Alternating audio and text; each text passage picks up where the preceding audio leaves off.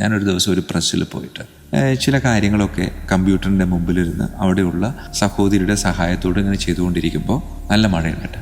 ഒരു ചെറുപ്പക്കാരൻ, ഒരു 25-30 വയസ്സ് പ്രായം ഉണ്ടാകും. അവൻ ഈ പ്രസ്സിലേക്ക് കയറി വന്നിട്ട് ചോദിച്ചു, പുറത്ത് കിടക്കുന്ന കാറ് നിങ്ങളുടെ ആരെങ്കിലുടെ ആണോ? അപ്പം ഞാൻ പറഞ്ഞു, ഒരു കറുത്ത കാറാണ്. അതെ, അതെൻ്റെയാണ്. അപ്പം അച്ഛൻ ഒന്ന് പുറത്തേക്ക് വരും ചോദിച്ചു. ഞാൻ പറഞ്ഞു, എന്ത് പറ്റി? അച്ഛൻ, ഞാൻ പച്ചക്കറി കൊണ്ടുവരാൻ വേണ്ടിയിട്ട് വന്നതാണ് തൊട്ടടുത്ത് സൂപ്പർ മാർക്കറ്റിൽ. അപ്പോൾ പച്ചക്കറി അവിടെ ഇറക്കിയിട്ട് വണ്ടി ഇങ്ങനെ പുറകിലേക്ക് എടുത്തപ്പോൾ ഞാൻ ശ്രദ്ധിച്ചില്ല, അച്ഛൻ്റെ കാറിലൊന്ന് മുട്ടിയിട്ടുണ്ട്. ഞാൻ നോക്കിയപ്പോൾ ഡ്രൈവിംഗ് സീറ്റിൻ്റെ ഓപ്പോസിറ്റ് സൈഡിൽ ഫ്രണ്ട് ഡോറ് അത്യാവശ്യം ഉള്ളിലോട്ട് നന്നായി ചളങ്ങിയിരിപ്പുണ്ട്. അപ്പം ഞാൻ വളരെ സങ്കടത്തോടെ അവനെ നോക്കി. കാരണം കുറച്ച് കാശ് ചിലവാകും. അപ്പം അവൻ എൻ്റെ അടുത്ത് പറഞ്ഞു, അച്ഛാ അറിയാതെ പറ്റിപ്പോയതാണ്, പക്ഷെ കുഴപ്പമില്ല, തൊട്ടടുത്തൊരു വർക്ക്ഷോപ്പ് ഉണ്ട് അച്ഛൻ, ആ വർക്ക്ഷോപ്പിൽ ചെന്നിട്ട് ഇത് കാണിക്കുക, ഇത് നേരെ ആക്കാൻ വേണ്ടിയിട്ട് എന്ത് ചിലവാകും അത് ഞാൻ കൊടുത്തോളാം. ഇതെൻ്റെ നമ്പറാണ് അച്ഛാ, ഞാനവിടെ വിളിച്ച് പറഞ്ഞോളാം, എൻ്റെ ഒരു പരിചയക്കാരനാണ്, അതുകൊണ്ട് ഒന്നും വിചാരിക്കരുത്, അറിയാതെ പറ്റിപ്പോയാണ്. ഞാൻ അവൻ്റെ അടുത്ത് നമ്പർ വാങ്ങിച്ചു.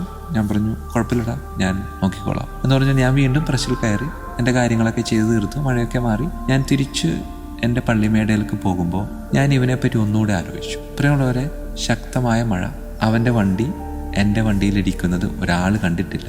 മഴ കാരണം ഞാനത് ശ്രദ്ധിച്ചിട്ടേ ഇല്ല. അതുമല്ല, ഡ്രൈവിംഗ് സീറ്റിൻ്റെ ഓപ്പോസിറ്റ് സൈഡിലാണ്. ഞാനത് ഉടനെ കാണാനും പോകുന്നില്ല. വേണമെങ്കിൽ അവന് പോകാമായിരുന്നു. സാധാരണ സംഭവിക്കാറുള്ളത് പതുക്കെ ആരും കണ്ടിട്ടില്ല എന്ന് വിചാരിച്ച് നമ്മൾ വിട്ടുകളയും. പക്ഷേ അവൻ ഓരോ സ്ഥലത്തും കയറി ഇറങ്ങി. ഞാനിരിക്കുന്ന പ്രസ് ഈ ഷോപ്പിംഗ് കോംപ്ലക്സിൻ്റെ ഒരറ്റത്താണ്. അവൻ മറ്റ് കടകളിലും മറ്റ് സ്ഥാപനങ്ങളിലും ഒക്കെ കയറി ഇറങ്ങി ഏറ്റവും അവസാനമാണ് ഈ സ്ഥലത്ത് എത്തിയിരിക്കുന്നത്. കാരണം ഈ അറ്റത്താണ്. എന്നിട്ട് അവൻ ഈ കാറിൻ്റെ ഉടമസ്ഥൻ ആരാണെന്ന് കണ്ടുപിടിച്ച്, ഞാൻ അച്ഛനായതുകൊണ്ടൊന്നും അല്ലാട്ടോ അവൻ എന്നോട് ഇത് പറഞ്ഞത്, അതെൻ്റെ കാറാണെന്ന് പോലും അവൻ അറിയത്തില്ല. അവനത് കണ്ടുപിടിച്ച് എൻ്റെ അടുത്ത് നമ്പർ തന്ന് അവൻ എന്നോട് മാപ്പ് ചോദിച്ച് അവൻ ഇറങ്ങിപ്പോകുമ്പോൾ അവനോട് ഞാൻ പോലും അറിയാതെ ക്ഷമിച്ചു എന്നുള്ളൂ. പ്രിയമുള്ളവരെ, ഈ ക്ഷമ എന്ന് പറയുന്നത് ക്ഷമിക്കുന്നവൻ്റെ ഒരു പുണ്യമായിട്ടല്ല, മറിച്ച് അത് ആർക്കാണോ കൊടുക്കുന്നത് അവൻ്റെ ഒരു പുണ്യം കൂടെ.